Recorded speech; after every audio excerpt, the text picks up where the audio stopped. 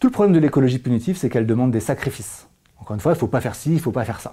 Et ça ne peut pas marcher.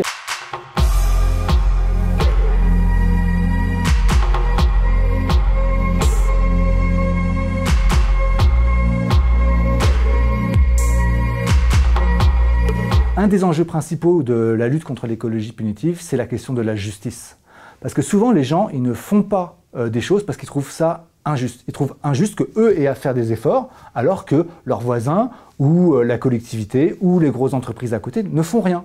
Quand on nous dit, eh ben voilà, demain, ce sera les plaques impaires qui vont pas pouvoir circuler, ben, c'est injuste. Parce que si ça se trouve, vous avez une petite voiture et votre voisin qui sera autorisé à rouler, eh ben, il en a une grosse. Et puis vous passez devant une centrale qui émet beaucoup de pollution. Donc vous trouvez ça injuste. Et les automobilistes, en fait, ils savent très bien que c'est pas toujours agréable de prendre sa voiture. Ils le savent que ça leur coûte en moyenne 1 heure d'embouteillage par jour, qu'il faut peut-être parfois 10 minutes pour trouver une place. Ils savent bien que c'est pas pratique. S'ils pouvaient changer, certains auraient envie. Il faut juste les aider à le faire. Donc ce qu'il faut, c'est trouver des manières de défendre l'intérêt des gens plutôt que de leur imposer des sacrifices. Alors bien sûr, il va falloir faire des efforts dans certains domaines. Mais la question, c'est qui va faire cet effort? Comment est-ce qu'on va le répartir? Et c'est là où le concept de justice est super important.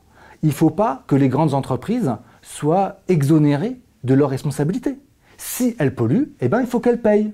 Moi, je suis un adepte du principe de pollueur-payeur. Ça veut dire parfois, c'est pas sympa. Mais quand Volkswagen triche, eh ben, il faut qu'ils aient une grosse amende. Et d'ailleurs, c'est ce que font les Américains. Ils n'ont pas peur de mettre 35 milliards d'amendes à Volkswagen.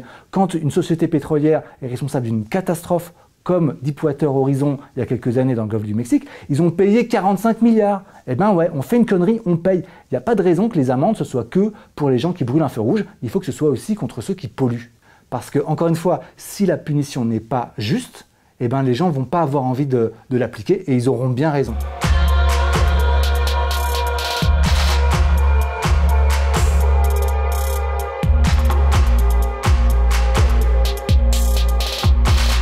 D'une certaine manière, on est tous un petit peu écolos. On a envie de respirer un air pur et de protéger la planète.